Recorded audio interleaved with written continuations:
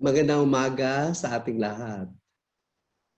Mula sa Cebu City, binabati ko kayong lahat at nagpapasalamat sa inyong panahon ay gugugol ngayon. The title of my paper is Framework for Developing an Enriched Culture-Based Instruction. This is the outline of my paper. Number 1, Culture-Based Education Landscape, kung saan makikita natin ang kabuuan kung ano ba ang culture-based education at ano ang kanyang nasasakupan. Kalawa, culture-based education as an approach to teaching. Anong lapit dito sa pagtuturo? Third, culture-based education, lesson integration, guiding principles, kung saan anong mga gabay ang dapat tandaan ng isang guro kapag ginagamit niya o gagamitin niya ang approach na ito ng culture-based education. Ika-4, ano-ano ba ang nasa loob ng culture-based education na tinatawag kong culture-based education architecture? Ano ba ang pangunahing poste or struktura para masabi ito ay culture-based education? At itutuon ko ito doon sa ikalima na framework for developing an enriched culture-based education. Sa madaling salita, paano isang teacher ay makatitiyak na siya ay gumagamit ng culture-based education. First, we have the culture-based education landscape.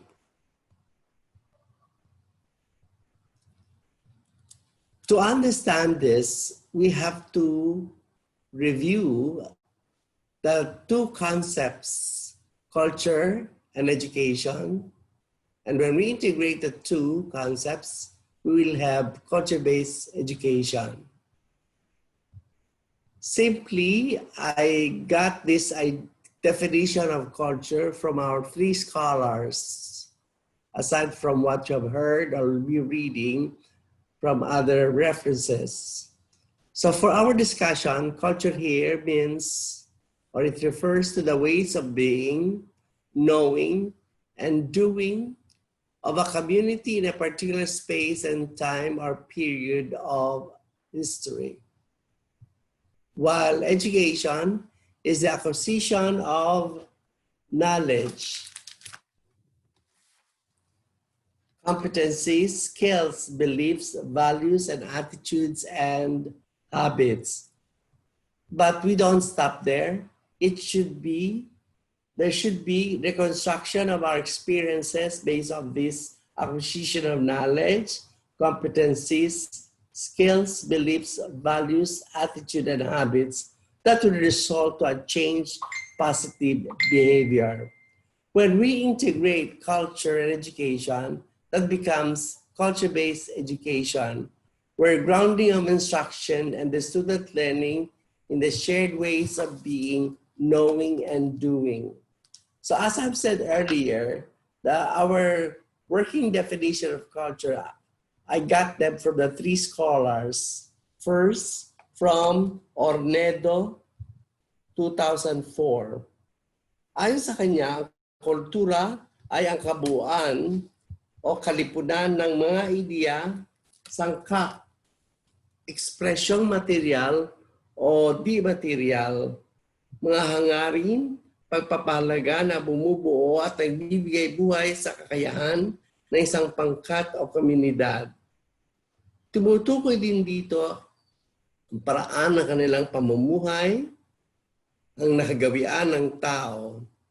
Kabilang dito ay ang wika, paniniwala, kaugalian, tradisyon, pamahiin, kaisipan, pananaw, saloobin, pagkilos, pananamit, at mga mahalagang moral na isang pangkat ng taong isang pamayanan.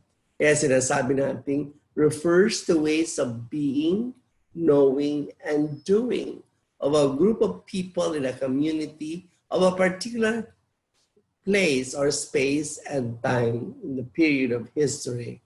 Yon ay kay Ornedo, 2004. Ayon naman kay Dr. Nicaron Johnson, Sabi niya, ang kulturang Filipino ay sumasalamin sa material o nakikitang bagay-bagay, disenyo ng ating mga bahay, makagamitan sa loob at labas nito. Kasama pa rin dito ang metaphysical na anyo ng ating kultura. Kasama din dito ang wikang ginagamit at nauunawaan ng nakararaming mamamayan sa isang pamayanan. Bahagi pa rin ng kulturang Filipino ay ang ekonomikong estruktura sa ating lipunan. Katayuan ayon sa ating kinikita, pinag-aralan, relihiyon, institusyong, pamamahalaan at iba pa. So hindi nagkakalayo ang definisyon ng kultura ayon kay Ornedo at kay Chongson. Dinagdag lang ni Chongson ang ekonomikong estruktura, pero nakapalob na rin yun sa definisyon na binigay sa atin ni Ornedo. At ang ikatlo ay mula sa ating ahensya ng NCCA. Ayon sa NCCA, ang kalinangan Filipino ay bukal ng kagalingang pambansa at pandaigdig. Sa madaling salita, ang kultura ay isang kolektibong paraan ng pagkakaalam, pag-iisip, pagkakatuto at kilos bilang mga individual sa isang komunidad. So sa ganitong perspektiba, nakabatay ang pagtuturo at pagkakatuto sa edukasyong kultural. Kasama ang pagpapahalaga, pamantayan, kaalaman, paniniwala, mga gawi, karanasan, at wikang ginagamit o naunawaan na nakararaming mamamayan sa isang pamayanan bilang karunungan, pedagogiya at evaluasyon. At ito, landscape na ito, ay isa-isahin natin mauunawaan as we go on with our lecture. So, ano ngayon ang culture-based education as an approach to teaching? This is teaching through and with the arts, creating relationships between different arts disciplines and other classroom skills and subject. Ayon kay Barnaford noong 2007. As an approach to teaching, CBE, or culture-based education, defines arts, cultures, and heritage, or essential cultural knowledge, or what we call ECK, of the community where one teaches. The ECK become the contents, processes, competencies, skills, values, or attitude of a lesson which is being taught. Iyon ang ibig sabihin nitong unang tinatawag nating CBE as an approach to teaching. Makikita natin sa sinasabi ni Barnaford, nakapaloob dito ang integration. Ito ang pinaka-backbone ng CBE. Talagang hindi maihiwalay ang integration sa culture-based education. So ano yung integration? It is an attempt to make education and learning more meaningful, appealing, motivational, and engaging for all students. Ito ay ayon kay Alter, Hayes, and O'Hara, 2009. To be engaging enough, ayon sa CBE, lessons and activities must be based on the learner's needs. Ano yung mga needs na ito? Yung kanilang readiness, interest, and learning profile or style. Wala ditong one-size-fits-all teaching. Kaya, ang CBE ay buting kasagutan sa ginagawa ng ating mga teachers ngayon na pandemic. Kasi gagawa sila ng mga modules, blended learning, etc. Kaya kung sa pamamaraan ng CBE ang gagamitin nila sa kanilang modules, ay magiging makabuluhan at interesante ang mga bata sa kanilang pagkakatuto. Hindi makakainip. Mas higit natin itong ma-appreciate mamaya pag nabuo na natin ang ating papel.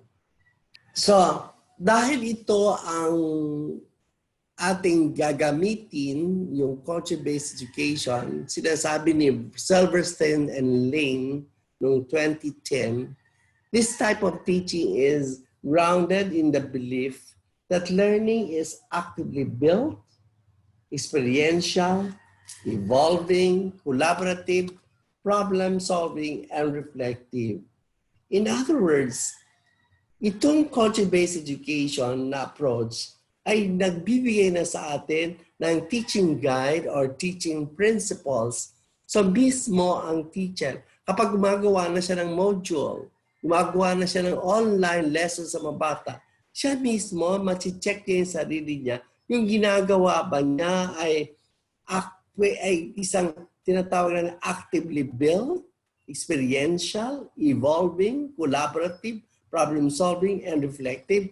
Kung mahina tayo dito, maaari hindi maganda ang ating ginagawang online teaching or blended learning or mga modules. So malaki at napapanahon ang culture-based education sapagkat ginagaidan na ang mga teachers sa paggawa nila ng mga modules.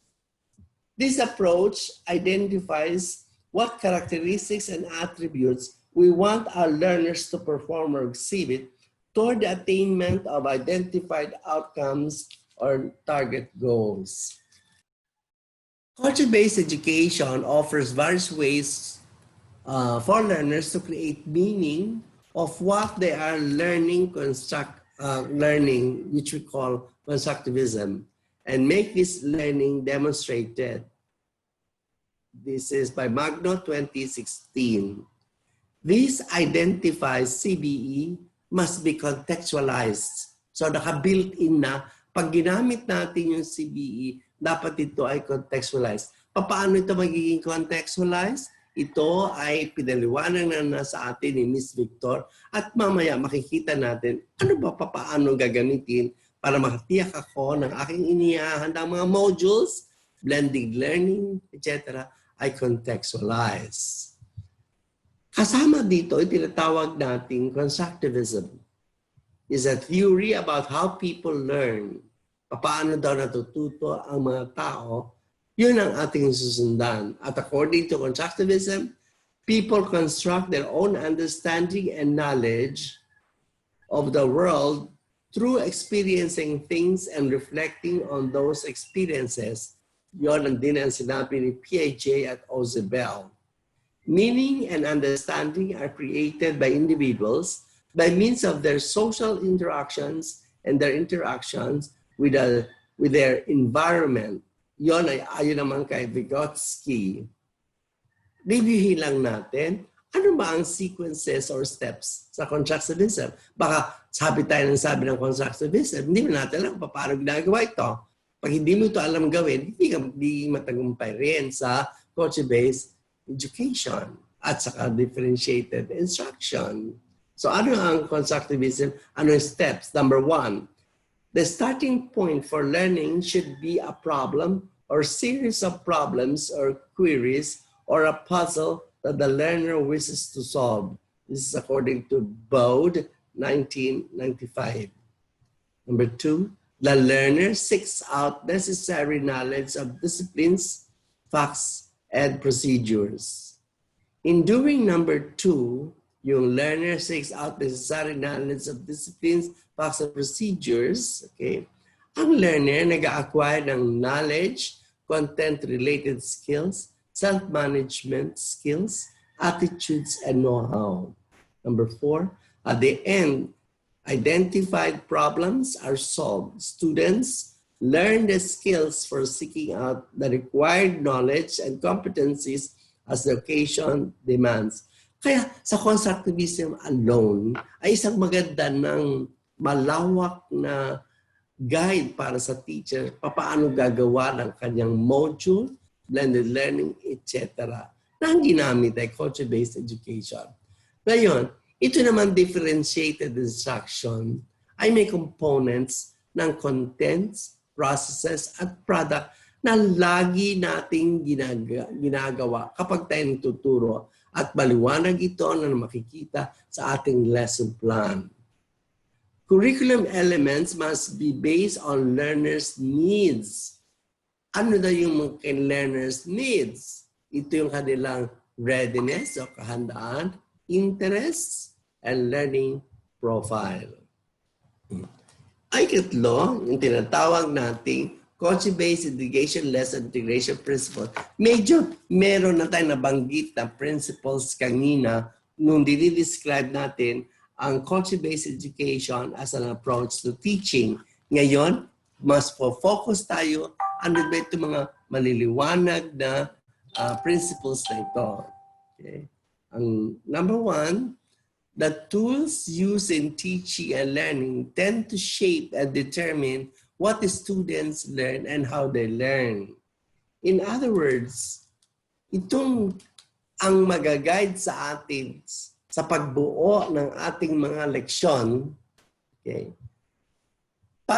Dahil alam natin na ang gagamitin nating mga methodology, strategy, etc., ito rin ang magiging daan kung paano ating mga mag-aaral ay mag-isip, magtuto, kumilos, etc. Among the various vehicles we use to process information are numerical, linguistic, pictorial, rhythmic, philosophical, or spatial. Yung tinatawag nating multi-intelligences. Ayon naman kay Mark Johnson, na kinunan din natin ng guiding principle sa CBE, sabi niya, elaborates that social and cultural forces are required to develop our cognitive capacities to their full potential. So, hindi mahihiwalay ang culture at ang social relationship sa pagkakatuto ng mag-aaral. At yung dati nating presidente ng University UP Diliman at naging senador na si Edgardo Angara, shared that he has witnessed much of the Philippines' turbulent history in the past decades, especially when the government needed to revive a strong sense of nationhood and social cohesion. He said that it was the preservation of our heritage and the promotion of Filipino culture and arts that eventually pushed the people's collective imaginations, our notions of nationhood, or things we can see, to touch or hear, such as with pieces of arts, songs, and stories. So, yon ang malaking contribution ng culture, arts, and heritage ayon kay Angara na ginagamit din natin sa prinsipyong guide para sa ating pagtuturo ng CBE. Next. Adopting multimodal approaches, DI, or differentiated instruction in teaching and learning spans include utilizing cultural treasures or assets and the arts as both tools and subject, which supports Mark Johnson's claim. Mamaya, mas maintindihan natin ito pag isa-isa na natin yung ating framework. Next. Isa pang guiding principle ay learning is not merely the result of instruction, but more the result of participation in meaningful setting. Kaya ito magiging justification ng CBE ay dapat na contextualize para ka maging, kasi hindi natututo mga bata, walang participation in meaningful setting. Walang kahulugan at kabuluhan sa kanila. Hindi sila matututo. Magiging parrot lang sila or mina or robot. Kasi sabi din nga ni William Glaser, we learn 10% of what we read, 20% of what we hear, 30% of what we see, 50% both hear and see, 70% when we discuss with others, 80% when we experience personally, and 90% when we teach to someone else. So, yon ay isa pa rin prinsipyo na dapat laging tandaan ng teacher kapag siya ay nagtuturo. Lalong-lalo na ito ay hinihingi ng culture-based education. Next.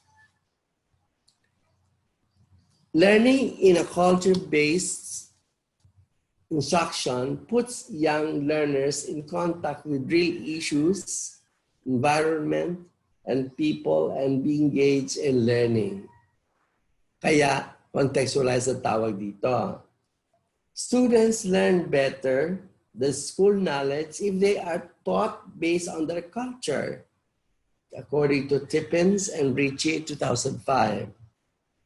Teachers must make an effort to connect what they teach to the life worlds of students at the home and in the community where they are in, according again to Ricci and Tippins 2005. Next. Okay. Tapos na yan.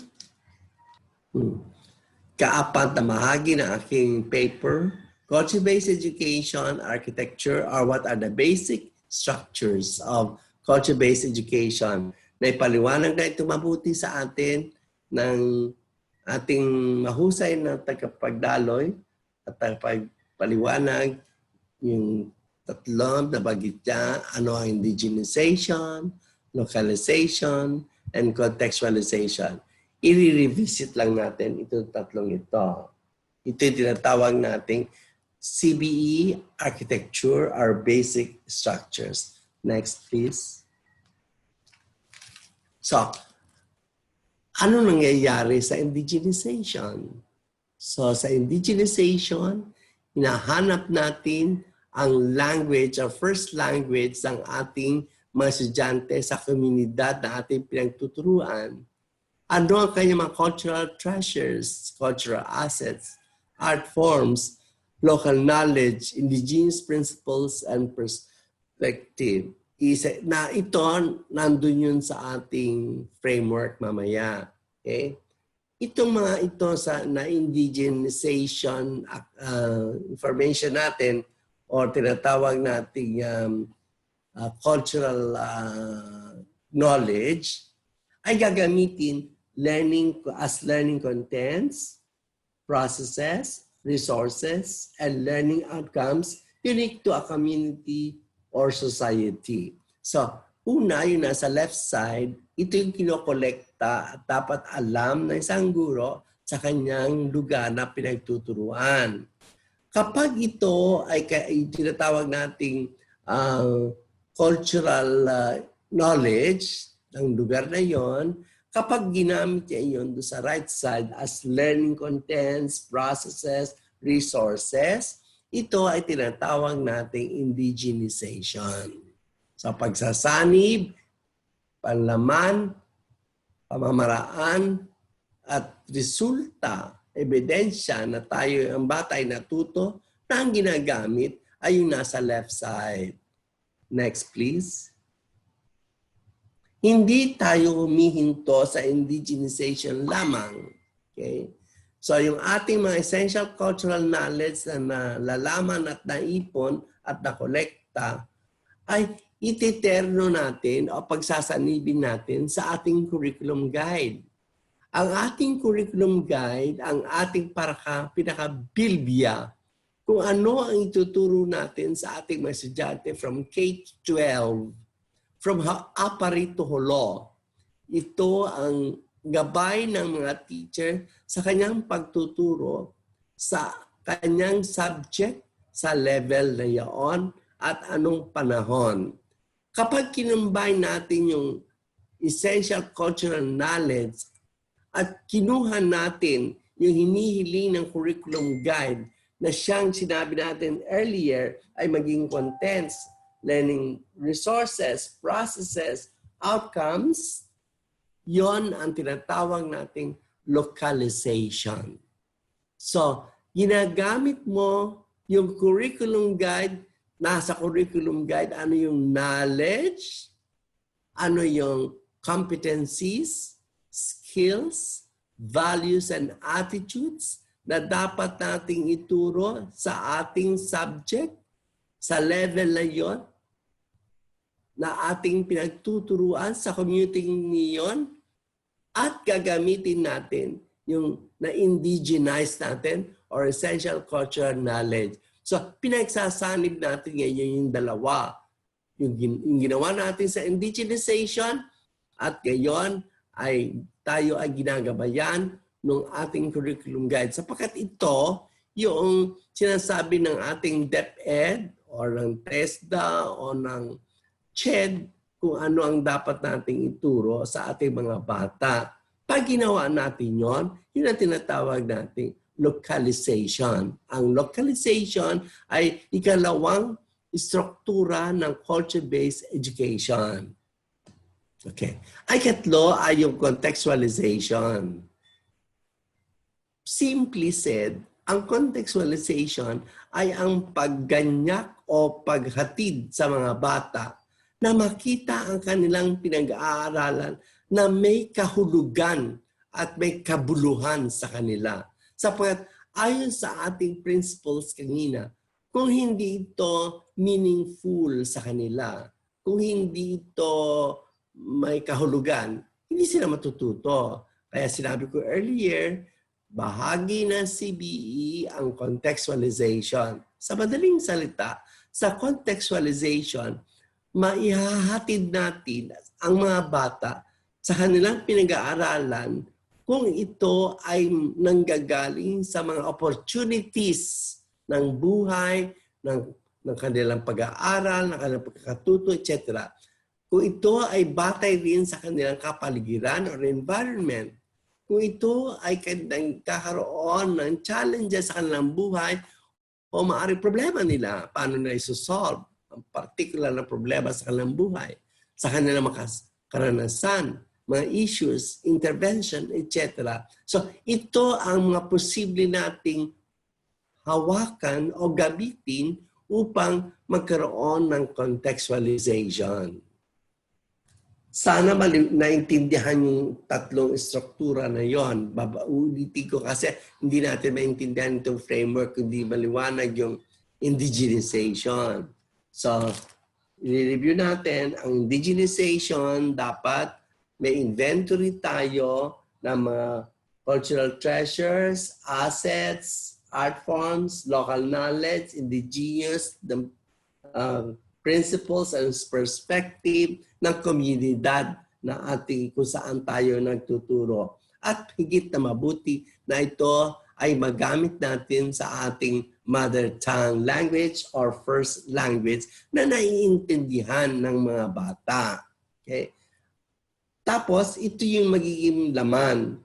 Pag ito ay ating pinagsanib na ayon sa curriculum guide, nagkakaroon tayo ng localization at magkakaroon ng contextualization kung ihahatid natin ang mga bata sa makabuluhan at kahulugan ng kanilang pinaggagawa na maaari nating makuha sa ating kapaligiran, opportunities, experiences, challenges, issues, and intervention.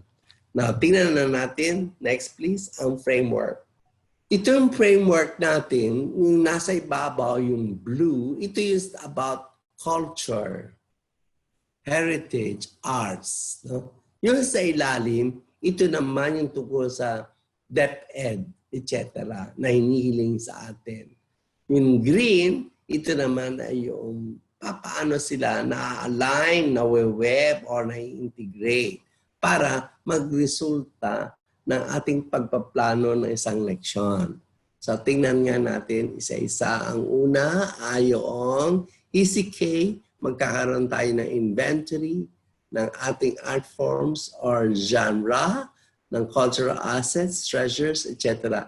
So ano yung essential cultural knowledge? Yung bawat teacher, pag kayo ay na-assign sa isang komunidad, maghanap na kayo, mag-inventory na kayo ng mga sumusunod. Ano ba ang kanilang folk song, music, folk dance, yung kanilang mga kwento, visual art, etc., etc., etc. Ano ang kanilang mga cultural heritage, cultural icons, resources. Dapat ready yung teacher sa mga ito sapagkat ito ang magagamit nyo mamaya sa CBE kapag kayo ay magkakaroon ng localization and contextualization. Next, please. Ngayon, ano ang ituturo ko? Now, batay doon sa aking curriculum guide, maaaring kumuha ako doon sa aking indigenized materials or na indigenization ko ng history, kasaysayan noon, content mismo, yung disiplinang yon, yung proseso, yung mga elements, language and vocabulary, artist work, technique, and style. So, ano ang pwede kong gamitin na sa pagtuturo ko? No? Mula doon sa na-indigenized ko na inventory. Okay? Next, please.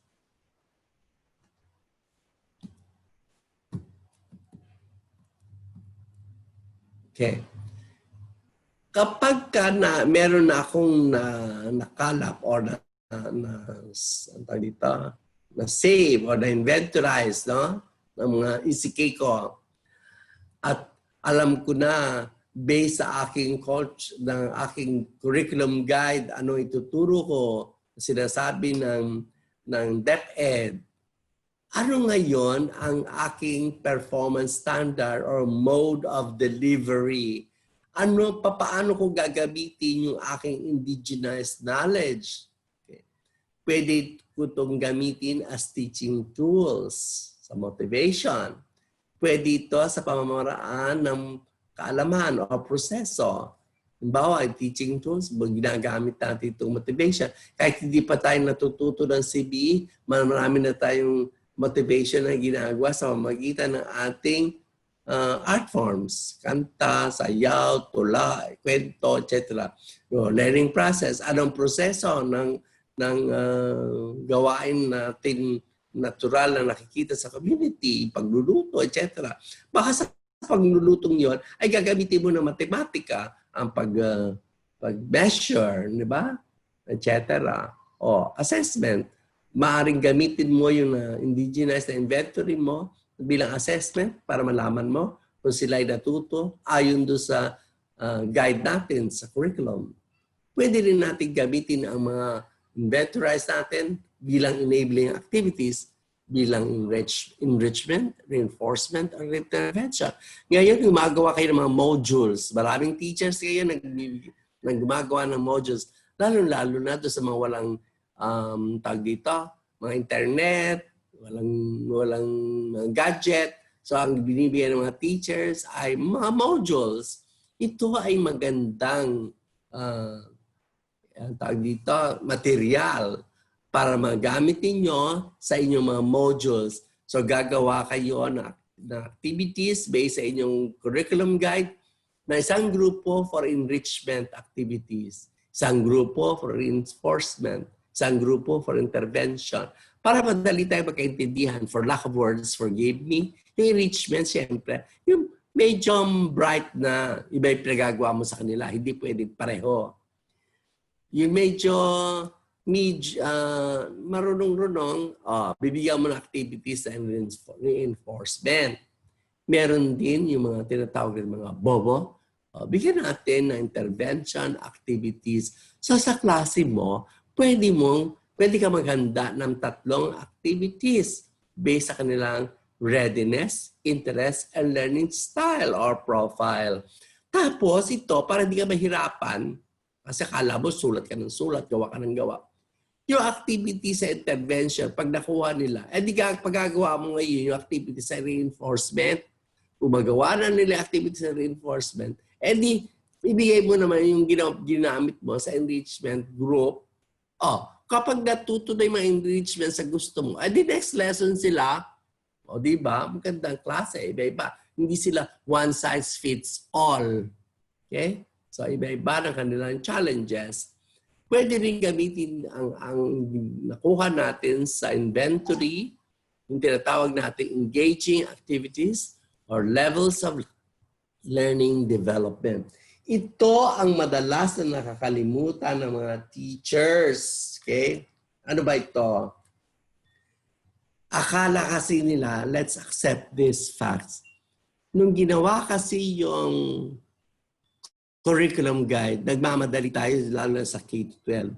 Kaya paggamit ng mga objectives ay hindi logically arranged according to the learning development ng ating mga estudyante.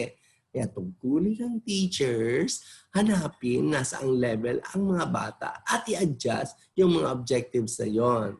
Dapat yung pagsulat ng objective ng guide natin ay si Benjamin Bloom. Remember? Okay. Yon ang ating magiging guide. Para nun, maging matagumpay ang gawain ng mga estudyante. Ito na yung sa ibaba. Yung content, topic, subject matter, this is non-negotiable. Ito ang susundin natin based sa ating curriculum guide ng DepEd. Nandun yung general objectives and outcomes. Kapag medyo malabo at hindi maayos ang pagkakasulat, naiintindihan natin yon. Sapagkat hindi naman sila mga Diyos, hindi sila mga propeta, hindi sila mga apostoles. Sila ay katulad din nating mga guro na na-assign lamang na gumawa ng curriculum guide ng objectives and outcomes. Kaya tulungan din natin sila na ayusin yung una nilang ginawa. At kapag inayos natin ang kanilang ginawa, yun ay isang pagpapakilala ng kanilang malaking naitulong sa atin upang magsimula tayo ng pagtuturo sa culture-based education, lalo na sa K-12. Yung content standard upang matiyak natin na yung kinuha nating na sa curriculum guide ay meron topic. Alam naman natin, nandun yung naka-specify. May code pa nga di ba? May specific objective, may outcomes, cognitive, affective, and psychomotor. Kung minsan puro cognitive, hayaan nyo na kasi tao rin sila. So dagdagan nyo ng affective and psychomotor. Okay? Huwag kayo sunod ng sunod para kayong blind followers. Tao rin yan sila. Kailangan tingnan natin, maging masusi at mapag-ano tayo na sabi nga natin kagina earlier, it must be reflective. Sa ating pagbasa ng curriculum guide, parang puro cognitive. Dilagyan mo na affective and psychomotor. Huwag ka na mag-complain. Dagdagan mo.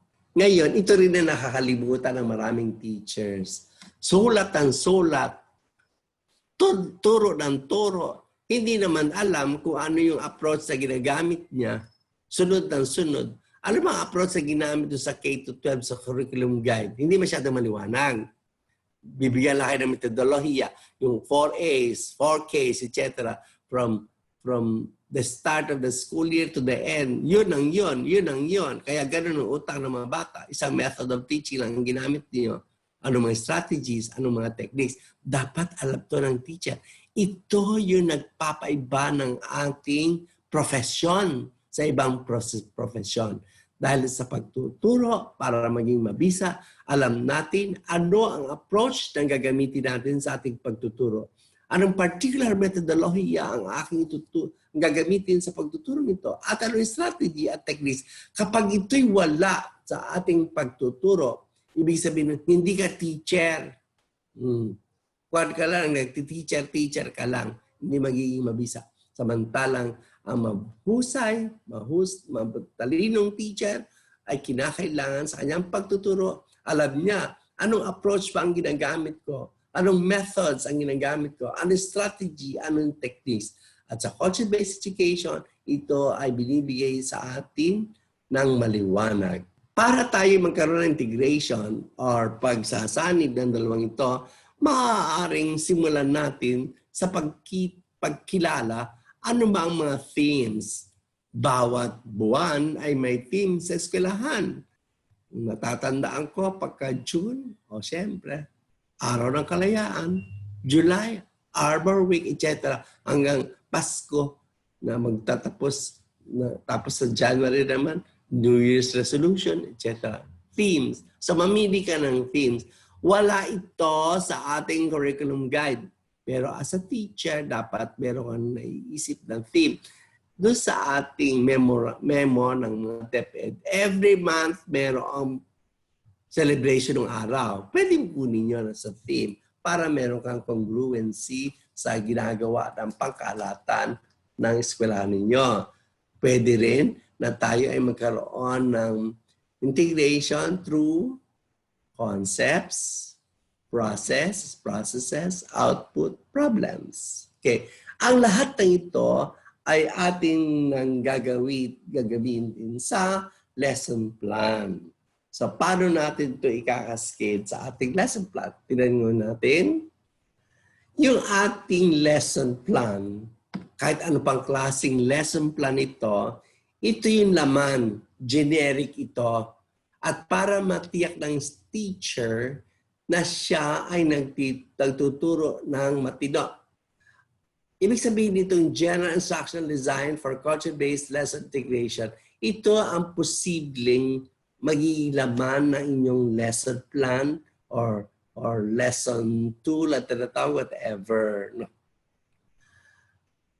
Ito ay present sa lahat ng lesson plan, whether written, verbal, or whatever. Kapag matino kang teacher, ito yung outline mo sa pagtuturo at hindi ka maliligaw. Okay? Ngayon, diyan nagtatapos ang aking lecture. Okay, thank you.